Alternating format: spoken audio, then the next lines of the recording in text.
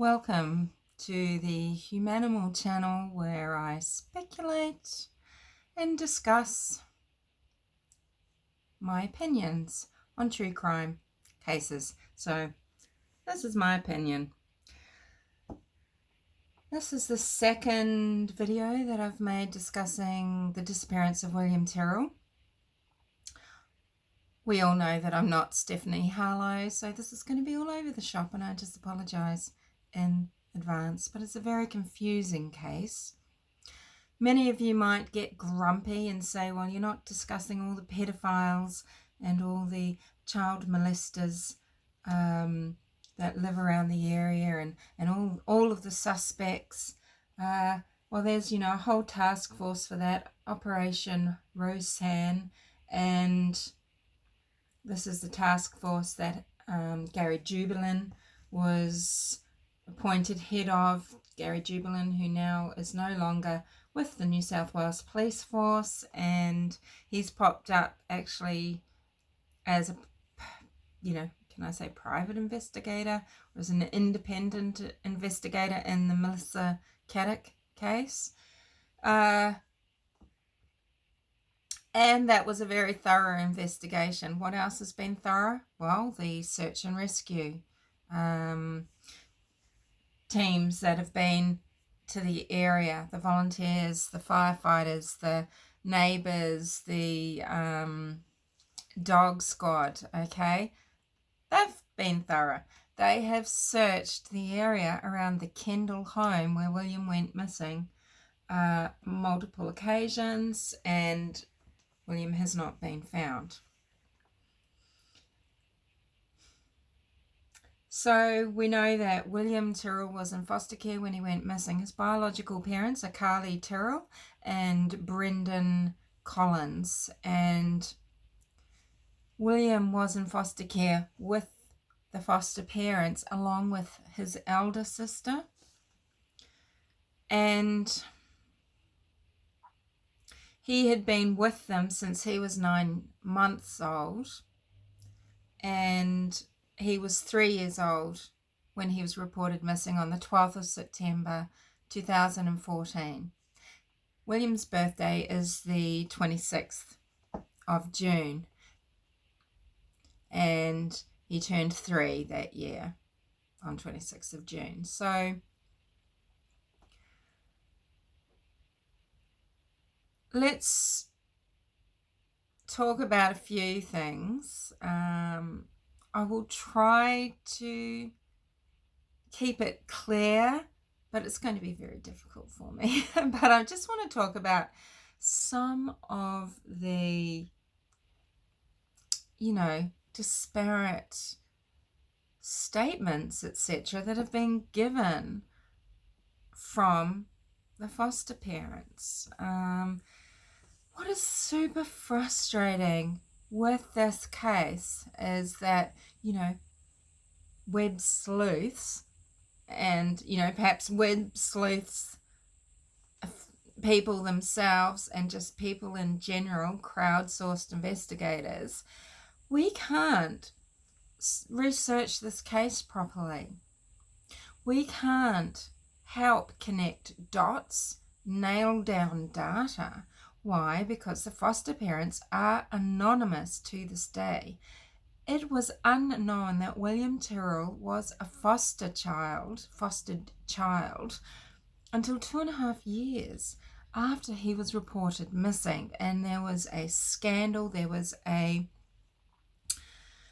whistleblower basically called Alana who,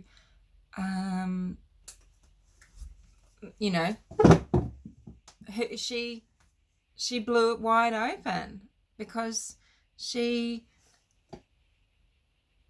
is an advocate for child safety and welfare, and she reported to the world that William and his sister were foster children in foster care. But we can't search things properly. We can't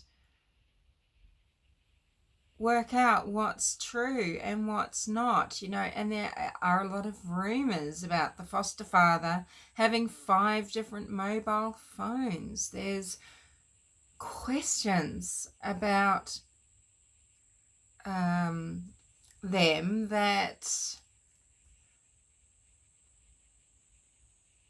anyone else in their position, would be able to investigate, and we would know truths, okay? Because we know there is only one thing that is true. There's the truth, and then there's everything else. So, excuse me. One of my grandmother's porcelain cups. So, I would have outlined for you that they left Sydney on Friday, the 11th of September. They had originally planned to go up there on the 12th of September, and this trip was planned previously in September. The foster grandmother and the foster parents were the only people that knew this trip was being made. And there is only a foster grandmother. Her husband had died in April. The house had been sold, and the foster parents are going up to help her sort out, the chattels, I guess, to sort out things to do with the sale of the house and sorting out her belongings, I guess. And they leave Sydney at 4 p.m. They stop at Heatherbrae McDonald's, and for a long time we didn't have footage of them at McDonald's, but we do have this now. This has come out in the last year, maybe during the inquest. It's been released. We've got some footage of them at McDonald's at around 6:30 p.m. From there, it should take 2 hours from Heatherbrae McDonald's to the home in Benaroon Ave in Kendall. So they stated that they stopped soon after the McDonald's stopped to put the children into pull-up nappies. Don't know why they didn't do it at McDonald's. McDonald's are very family friendly. They provide this sort of facility. They at least have bathrooms. But anywho, they've stopped to put pull-ups on the children. Now, this area, as you get up through the mid-coast, I've certainly had trips up there myself, where I've been frightened in the wild surf. It's exhilarating. I've been nude camping. There's such an interesting landscape there. And soon after leaving Heatherbrae, you're into an area called Myall Lakes. It's Myall, and Myall Lakes are these inland freshwater lakes. Sometimes just separated from the coast by very little land, and these lakes are wild, brackish. The forest around there, it's jungle-like bush. It's jungle-like bush. We're not talking scrub here. We're talking jungle-like bush, lots of bodies of water, and it's beautiful, like most of us, all of Australia is, I guess. And all of Australia, there are so many different landscapes, just like there are in New Zealand. And this area is gorgeous. It's no exception to that. But, there's very isolated areas and places that are very hard to access. Where did they stop? Because there are so many searches that have been conducted around Kendall. But were these searches conducted where they stopped on the way to put these pull-ups on these kids? And to me, there's a missing half hour, or nearly an hour actually. They state that they It's funny, sometimes they're very particular with their times, and at others there's several different versions of things and there's 3 different times. But they state, the foster parents state, they get to foster grandmothers. There's no account from foster grandmother or, or about from anyone about what happened when they arrived. Oh, she came out and met us on the driveway. We all went inside. We unpacked the car. William was asleep and we carried him inside, or the daughter was asleep, anything like this. No, it's stated we arrived and the kids went straight to bed. They put William in one room, foster daughter, so sister of William, in another at 9:05. And then that night, foster father goes into sleep in William's room, foster mother goes into sleep in sister's room.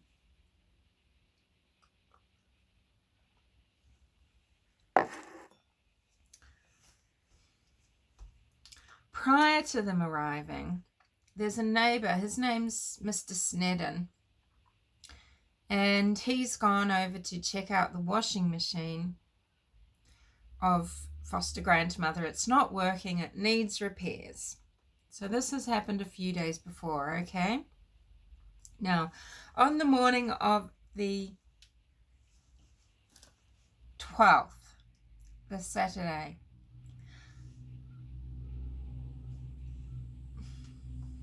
7 to 7:30, foster mother reports that she wakes up and the sister is awake also, and they can hear William.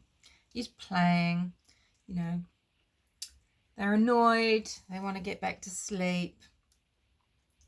It's reported that at about 8:05, William and sister go in and wake up foster grandmother. Foster grandmother has dementia, by the way. There's not a lot that can be gleaned now.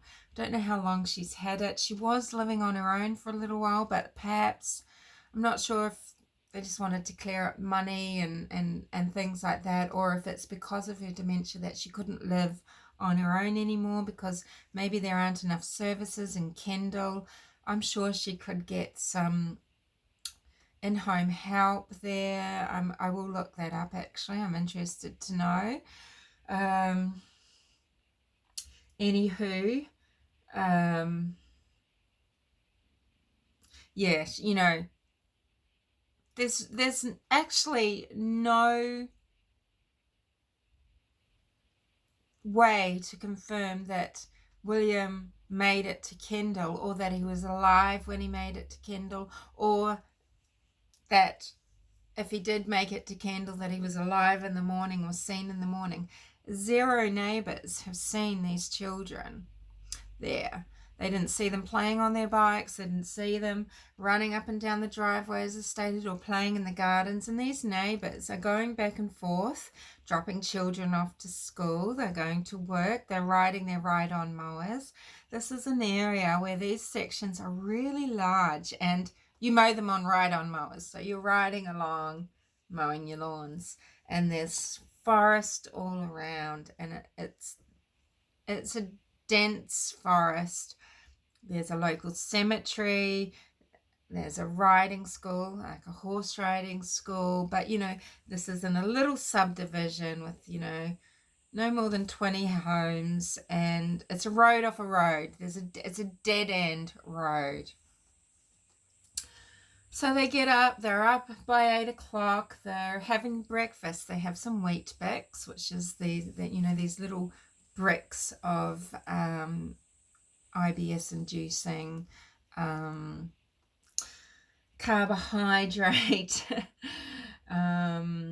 bricks of breakfast. So they're having wheat bix, they're having eggs and toast. There's discussions about what's going to happen that day, and then there's getting dressed and things like this. Apparently William insists on being put into his Spiderman outfit, and he's got a Spiderman t-shirt on underneath this outfit.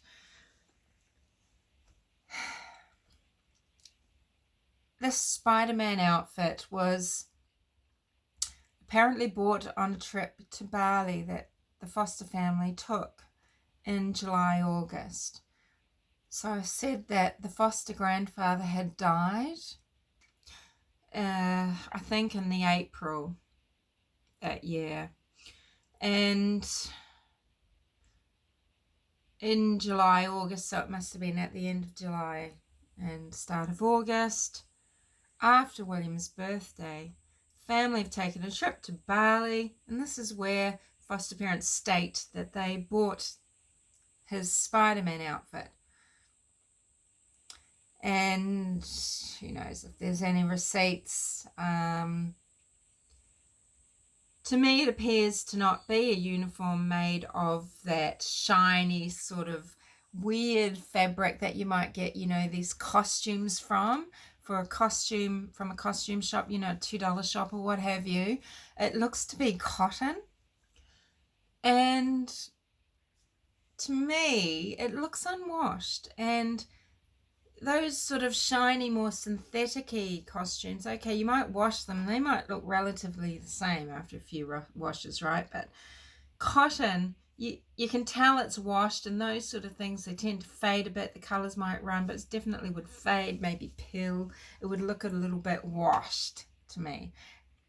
Anyway, so, you know, I wonder if it's a Spiderman costume that was purchased for his birthday the month earlier in the June. Because why? So let's get to that. So they've gotten up 7:30. They've heard William, got up about 8. They're having breakfast and gotten dressed. They're playing a little bit, the kids and everything, all just down nicely in front of 3 adults. And it's a bit noisy though, and foster father decides that this won't do. He wants to make a conference call, so he's going to go into nearby Lakewood, pick up a prescription from a chemist, what we call a pharmacy over here, if you're not in Australia, and he's going to make his conference call in a nearby town called Lakewood. It's nearer the coast. And we don't know if he's left at 9 or 9:15 or 9:30. It's another one of those things where we're just not sure. So I don't know if he's there when at 9:03 foster mother calls Mr. Snedden across the road and says, you know, she couldn't get hold of him. She's got in the answer service. She's wanting to know about the washing machine repair.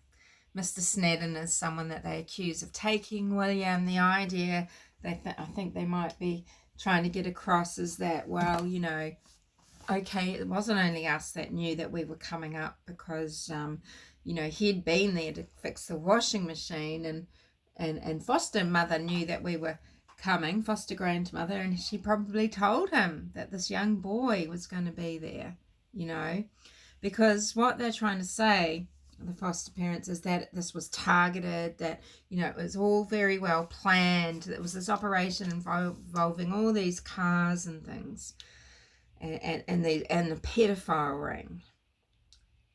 And, you know, this entire Operation Roseanne, ROSANN, let's be clear, has turned up zilch about this, okay?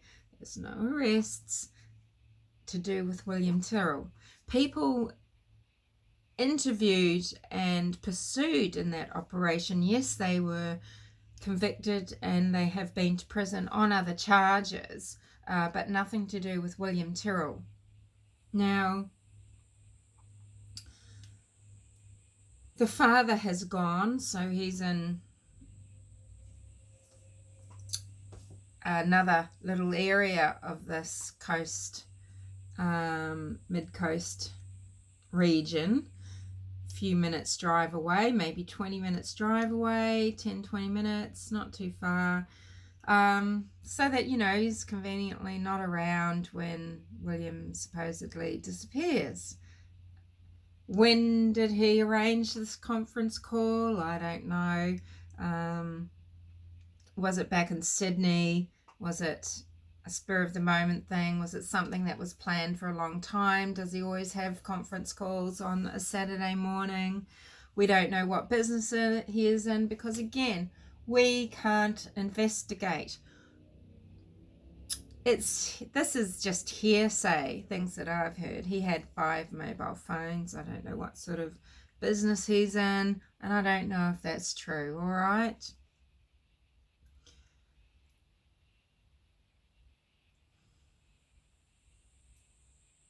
Now, he's gone. The children are playing, and these photos weren't given to the police straight away, but it's remembered a few days later by the foster mother that actually this time she took some photos of William and his sister. And the photo that was used and shown as the last known photo of William was time-stamped 9:37. And at 9:45, the foster mother is telling that, kids were out playing loudly. They're riding bicycles up and down the driveway. William sounds like he's a barrel of fun. He's driving his bicycle into the garden and doing all sorts of things. There's stories about how she's playing. He didn't want to climb a tree because he's quite reserved. And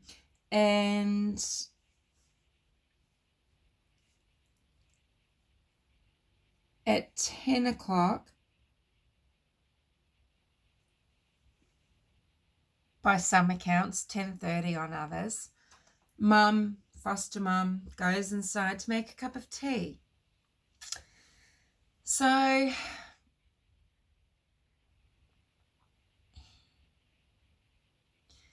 just before she does this, and at about 7:30, these times are times when she says later she saw cars in this dead-end street. So she later says that from the balcony at 7:30 she saw a grey car, a white car. It switches around where they quite were, but they're facing towards the dead end. And they were still there later at around sort of the 9:45, possibly 10 o'clock time, and for the sister to remark on to her late, and again, something that she says later. But the foster father doesn't mention seeing them. No one going to work sees them. Just the same as they never saw the children playing in the driveway, never heard William, never saw cars or the children. And when she's making the cup of tea, foster mother then thinks, oh, I became aware that I couldn't hear William. I couldn't hear him, his rah, and it was silent. And I went out and, and I looked, she says. So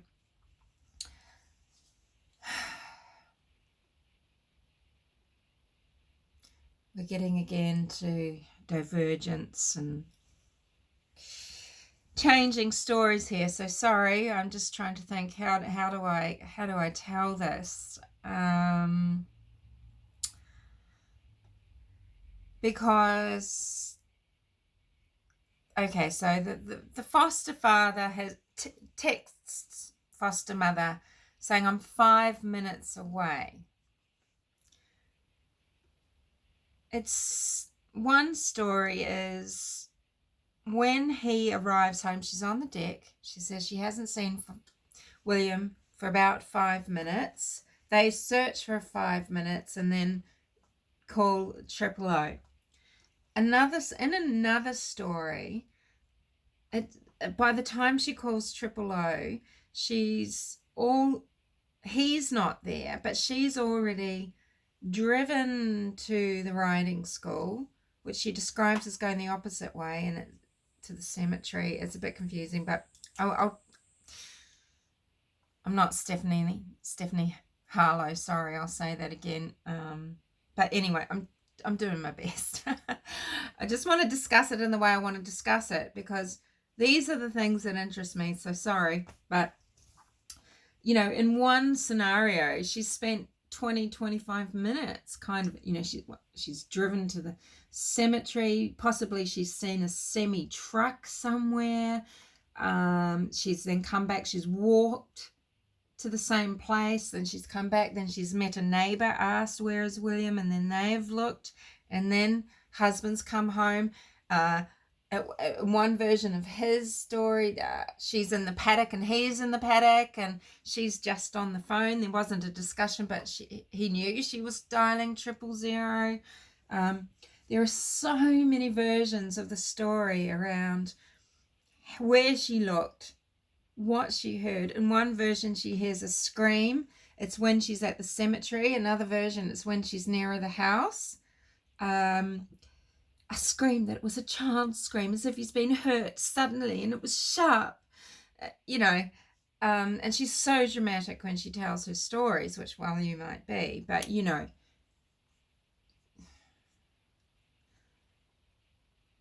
So what we do know is it's 10:56 when she calls 000. But the missing time could be 10, 10:15, 10:30, 10:10, and they contradict themselves all the time. They actually, in a police interview, this is a police media interview, so they are blacked out, and the policeman is asking them nice questions and leading them along, and at one point, the foster father pipes up and goes, yes, at 10:15 he was missing. And she goes, no, but in other interviews and in other statements, she's insisted it was 10:15. Her timeline and his timeline changes depending on what story they're told and how they've changed their story. This should not be the case. This just shouldn't be possible for anyone. And because we don't know who they are, and because we know nothing, we can't work out and confirm what did the police follow up? What do they know? What's confirmed about when was he making this conference call? You know, what does the data show on his vehicle? But anyway, sorry, I'm getting messy again. She makes a 000 call. Hi, my son is missing. He's 3 years old. Now, during this call, she's specifically asked by the operator, because it's a young child that is missing. They need to know, is there an Amber Alert to be made, right? They need to know, is there a vehicle? Is there, you know. She's asked very specifically, did you see anything unusual? Were there any vehicles in the street? Have you seen anything out of the ordinary, cars, etc., right? No. No. Nothing, she says. She states, not that I'm aware of. I was just out there, she says. And,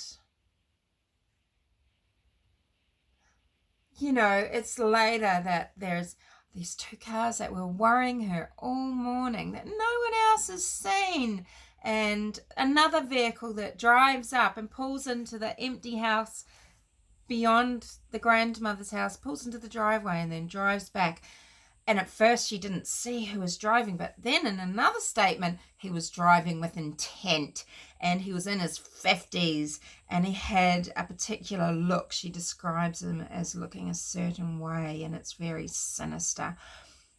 You know, after the 000 call, this search, you know, the emergency services, they are dispatched. Dog teams are dispatched. Neighbours get out and look. Volunteer firefighting groups. Police are out there. So we've got dogs. Everything is there. Now, this is bullshit when it's talked about that, because there are people on there really pushing the pedophile ring idea, and that this was planned, etc., right? And they will say, he was his scent was on the property up into the perimeter. And I think I might have even said this, but that was part of the story telling in the first episode, let's say, that I was telling, you know, oh, the dogs were there, the scent was down to the boundary.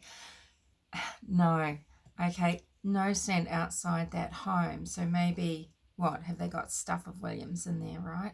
There was no scent found of William outside that home.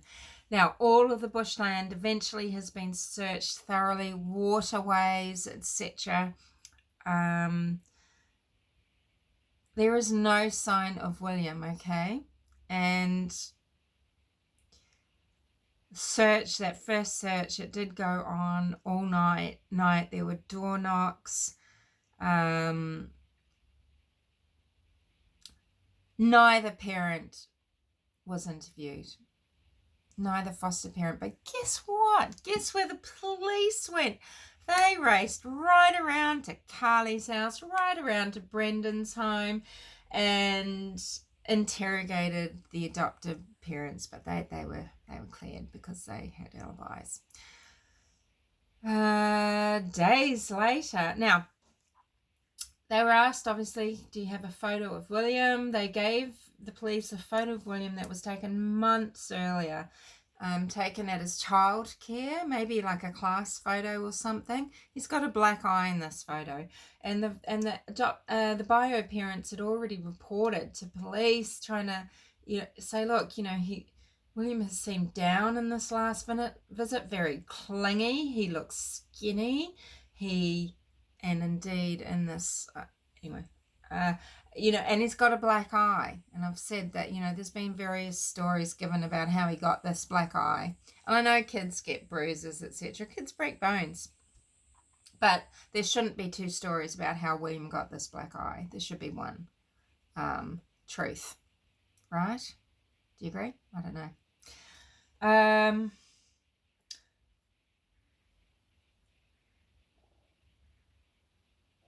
So the photo that was given initially was given because, you know, the foster parents were asked, and that's what they handed over. Days later, though, now let's imagine, okay, you hope that electronic devices and things have been passed over to the police. They can't have taken everything because there's a digital camera that the foster mother has.